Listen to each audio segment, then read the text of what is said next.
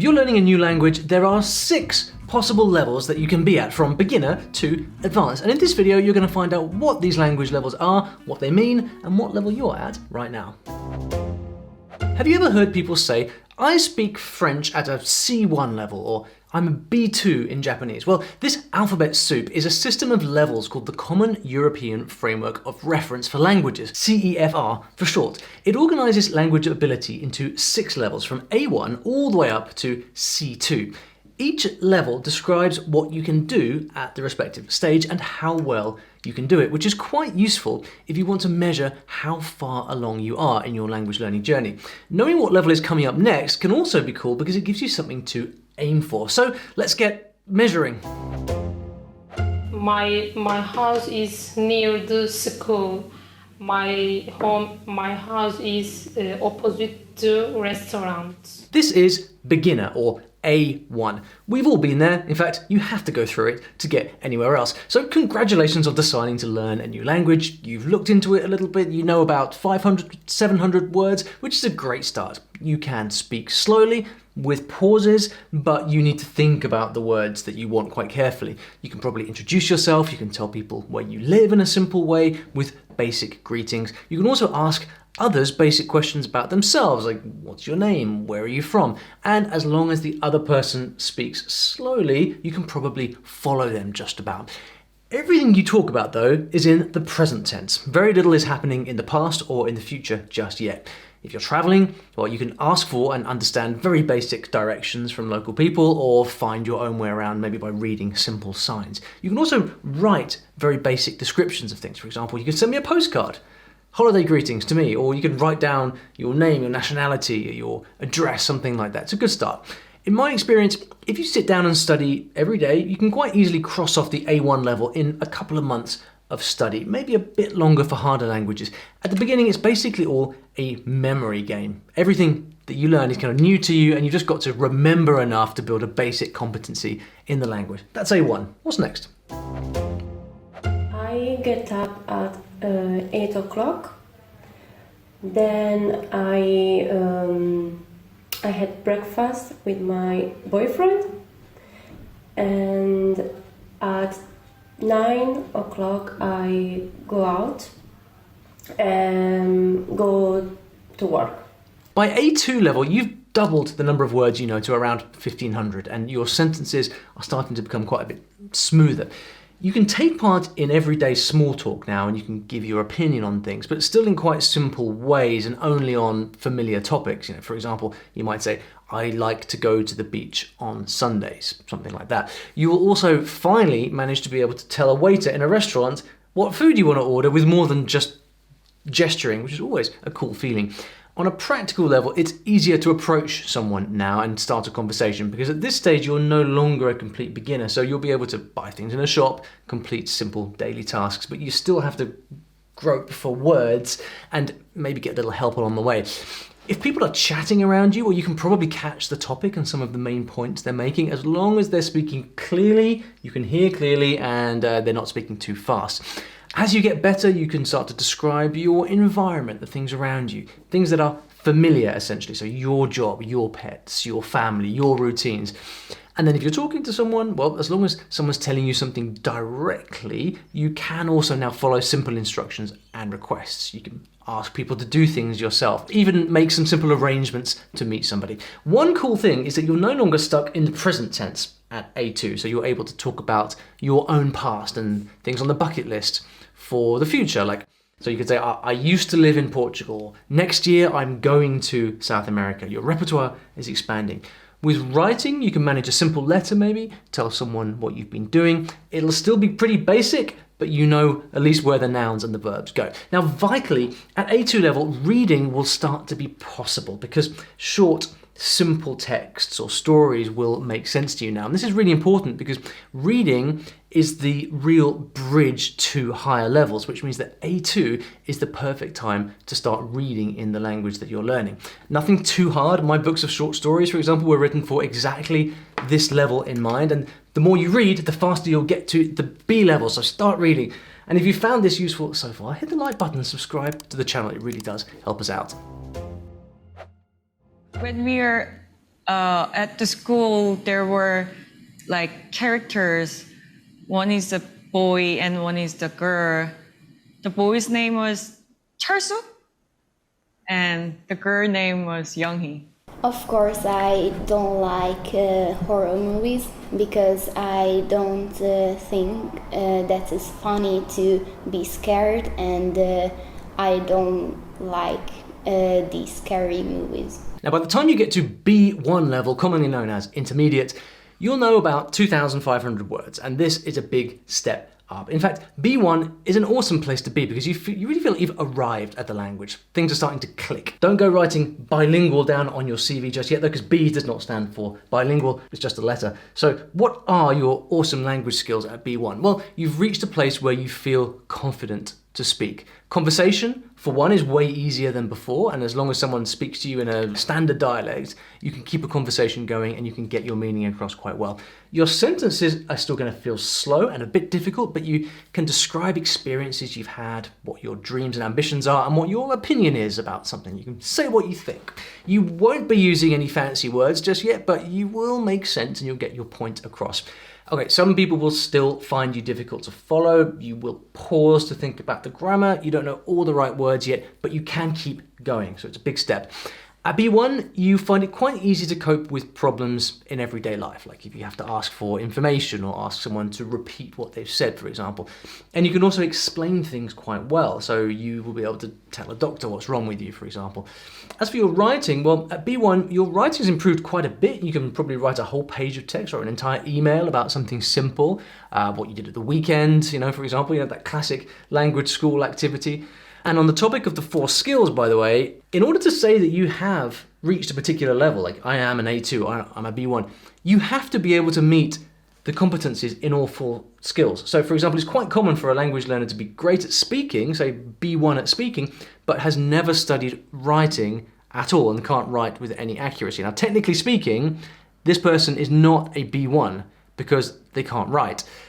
Does this matter? Well, you be the judge of that, but it's interesting to know. And here is a cool bonus at this level: entertainment. See, B1 is the point where watching movies and TV shows gets more enjoyable because you can likely follow the plot as long as it's not some kind of crazy accent or some crazy topic. And this opens the door to a lot more input, even if you still need the subtitles on for now.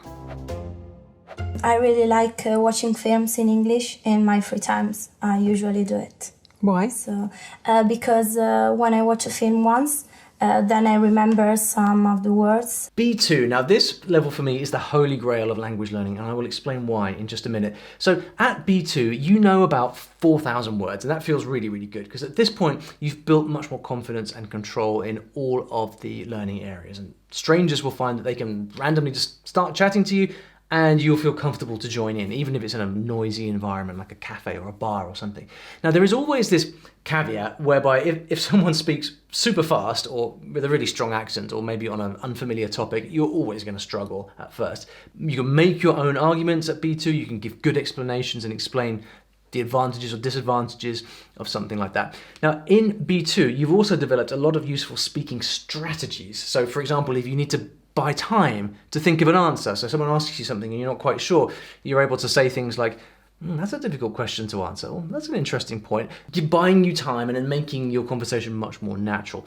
And another skill is, and this is a useful one, you can notice if you said something wrong and be able to correct your own mistakes. Again, another really important bridge to being able to improve by yourself. And what about reading? Well, I love this stage. You're able to enjoy much longer text. You can understand the main ideas of a story or a news article, say things that are going on in the world, whatever it may be. You might want to switch your social media over to the new language now, and you'll probably be completely fine. If you love writing, essays, blog posts, emails, by now you can write pretty much anything that you want on any different kind of topic, especially things that you're interested in, using details and getting all of the different tenses right, for example.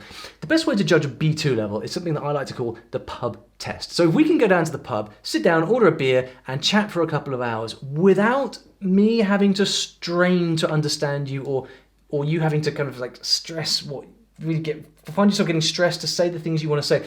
In other words, it's a fully natural conversation in terms of how we enjoy that time ourselves. That is B2 level. That's the pub test, and it is absolutely awesome.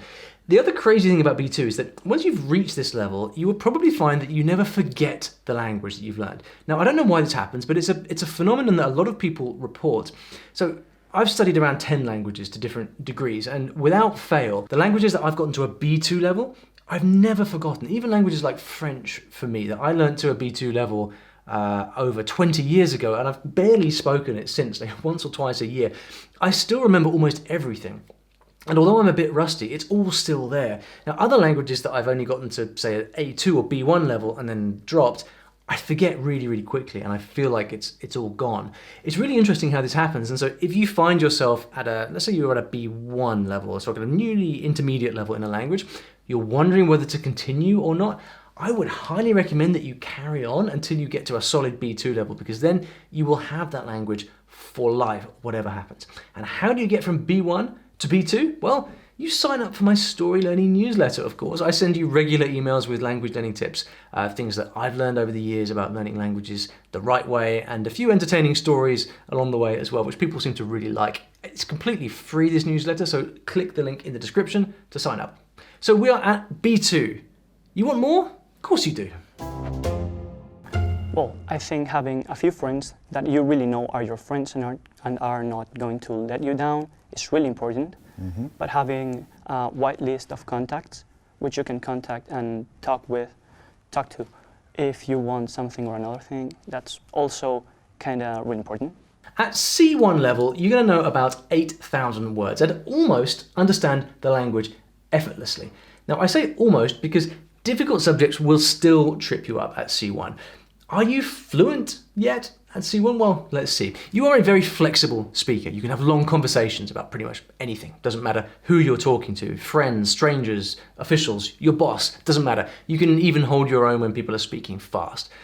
Sometimes words will still get lost in your memory a little bit, but if you don't know the word, you will easily find another way to say it by paraphrasing, which is a really vital skill. And with reading by this point, you can understand pretty much anything you read, even complex topics. Not because you know every word in the language, but because you've developed enough peripheral skills to be able to cope even when you don't understand a specific thing, which, by the way, is something that native speakers have to do as well. At C1, you can create quite detailed writing as well. You're still going to wonder about, is this the best way to express it? Is that the word or the grammar I really need? But it won't hold you back. Grammar is quite natural at this point, and you'll be able to write well. It is a good day when you realize that you think in the new language, and it's also mostly right. Now, one more thing that's wonderful at C1 level is that you can understand more and more subtle things like jokes or sarcasm and inferences and so on. One thing that I always remember is the first successful joke that I tell in another language, a joke that actually works and people laugh at. I think that's a real sign of C1. It's a kind of confidence that just builds over the years. So are you fluent at C1? Well, in my book, and this is a personal opinion, you're already fluent at B2, well before C1 actually. But I think I'm going to neatly sidestep the topic of how you define fluency here, because honestly, it's a minefield, and I know pretty much everyone is going to disagree with me. So let's leave that to one side. In most cases, it's going to take you at least a couple of years to reach C1 in a foreign language. It does depend on the language. It depends on your own language background, to be sure. But if you've reached a solid C1 level, advanced in 2 years, you've done really well, and it may well take a lot longer, and that's completely fine.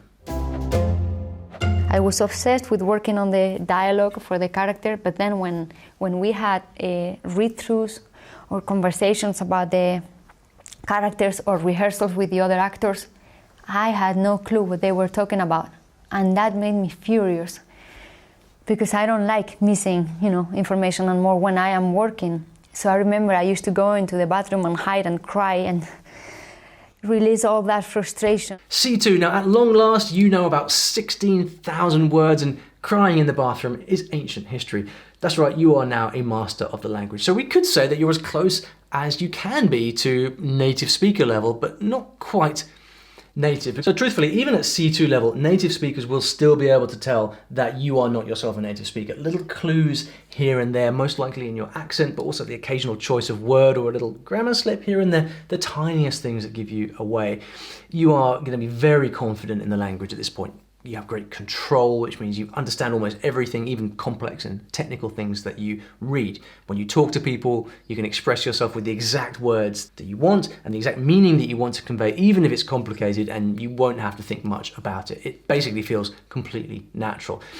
Even if you want to be really subtle, you know how to do it, and you can work out a good argument as well if you disagree with someone. In fact, if you do get stuck on something, you can talk around it so smoothly that other people won't even notice your mistakes. So to a native speaker listening to you, you sound intelligent and educated when you speak their language, even if it's not completely the same as how they would talk. Now, in case it sounds like a bit of a tall order to reach C2, well, it is. In fact, many native speakers would not test in at C2 themselves, because not everyone in society is educated, able to write well, or able to sustain a serious discussion or argument. So to reach C2 really is an incredible achievement. And let's not forget another pretty cool thing, switching off those subtitles on those movies for good. You can easily watch any movie or TV series you want. You can watch the news, you can read pretty much any book, any literature, write about any subject, and pretty much live in the language. And surprise, surprise, reaching C2 level takes years. In fact, a handy rule of thumb for progressing through the levels is that each level takes twice as long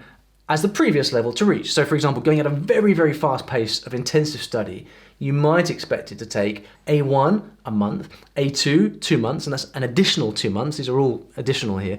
B1 4 months, B2 8 months, C1 16 months, and C2 32 months to reach C2 in a new language at the absolute fastest, and more than likely double that if you are an English speaker learning a very distant language like Mandarin or Korean, for example. Long time? Yeah, but as long as you're enjoying the journey, which is the point, remember, who cares how long it takes? Of course, you can always speed up the process by learning in a smart way. And in this video, I show you how to learn a new language fast using the power of stories. Stories, after all, they're how you learnt your native language. So make yourself a cup of tea, settle in, and learn about a truly magical way of learning a new language.